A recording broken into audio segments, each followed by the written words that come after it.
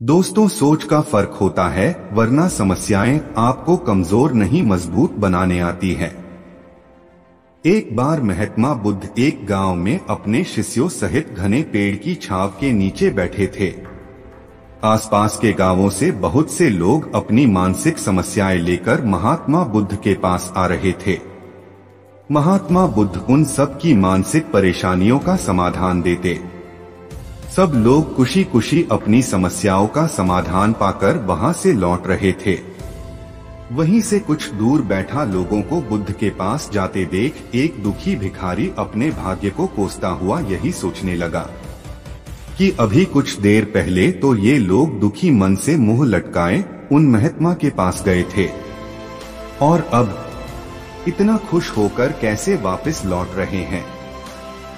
आखिर माजरा क्या है, जरा मैं भी जाकर देखूं कि वो महात्मा ऐसा कौन सा खजाना बांट रहा है इन लोगों को। वे इतने प्रसन्न हुए कि उनके चेहरे लाल हो गए।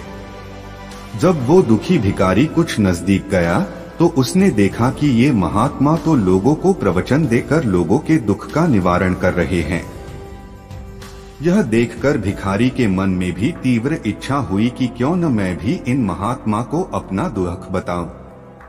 मुझे भी अपने दुख का समाधान अवश्य मिलेगा। बस फिर क्या था, समाधान पाने की लालसा लिए भिखारी महात्मा बुद्ध के सामने पहुंचा और हाथ जोड़कर प्रणाम करते हुए बोला, हे महात्मा बुद्ध, मैं भी लोगों की मदद करना चाहता हूं। मुझे लोगों की मदद करने की बहुत इच्छा है, लेकिन मैं कैसे मदद कर सकता हूं? मैं बहुत गरीब हूं। मेरे पास न तो पैसे हैं और न ही कोई ऐसी चीज जिससे मैं किसी की मदद कर सकूं। मैं कोशिश करने पर भी किसी की मदद नहीं कर सकता। मुझे भगवान ने इतना गरीब क्यों बनाया? हे महात्मा, मुझ पर कुछ कृपा करो। इतना बोलते हुए भिखारी रोने लगा। महात्मा बुद्ध बोले, आप बहुत अज्ञानी हैं, क्योंकि आप अभी तक इस भ्रम में जी रहे हो कि तुम्हारे पास कुछ नहीं, जबकि दूसरों को कुछ देने के लिए तुम्हारे पास बहुत कुछ है। तुम बिना धन और वस्तु के भी दूसरों की मदद कर सकते हो। तुम्हारे पास जुबान है जिससे तुम मीठे शब्द बोलकर किसी के दुखी चेहरे पर मुस्कान ला सकते हो। इन्हीं शब्दों की ताकत से तुम किसी के भी टूटते हौसलों को फिर से मजबूत कर सकते हो। इन शब्दों की शक्ति से आप किसी के भी मन में सकारात्मक विचारधारा के बीज बो सकते हैं और उसे गलत रास्ते पर जाने से रोक सकते हैं। तुम्हारे दो हाथों से किसी भी कमजोर या लाचार व्यक्ति की सहायता कर सकते हो।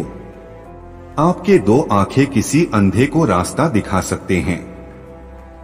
तुम किसी के लिए दुआ कर सकते हो। यह हो सकता है कि उनके अच्छे काम फिर से हो जाएं। आप किसी के अच्छे स्वास्थ्य की कामना कर सकते हैं, लेकिन अज्ञानतावश तुम अब तक इस बात को समझ नहीं पाए और इस भ्रम में अब तक जीते रहे कि तुम्हारे पास मदद करने के लिए कुछ नहीं। किसी की मदद करने के लिए धन और वस्तु का होना अनिवार्य नहीं है। बिना धन और वस्तु के भी हम कई प्रकार से लोगों की मदद कर सकते हैं। महात्मा बुद्ध के ज्ञान से भरे ये सुंदर शब्द सुनकर भिखारी के चेहरे पर मुस्कान आ गई और वह खुशी से झूमता हुआ वहां से चला गया। दोस्तों, इस दुनिया में कोई भी ऐसा इंसान नहीं है जो अपने जीवन में हर तरह से सुखी हो। अगर किसी इंसान के पास अपार धन है, फिर भी उसके जीवन में छोटी छोटी तो समस्याएं बनी हाय रहती हैं। दोस्तों, अगर इस छोटी सी कहानी में आप लोगों को कोई सीख मिली है तो हमारे चैनल हम ज्ञानी बुद्धा को सब्सक्राइब करें। मिलते हैं फिर किसी नई कहानी के साथ, तब तक अपना ख्याल रखें। नमस्कार।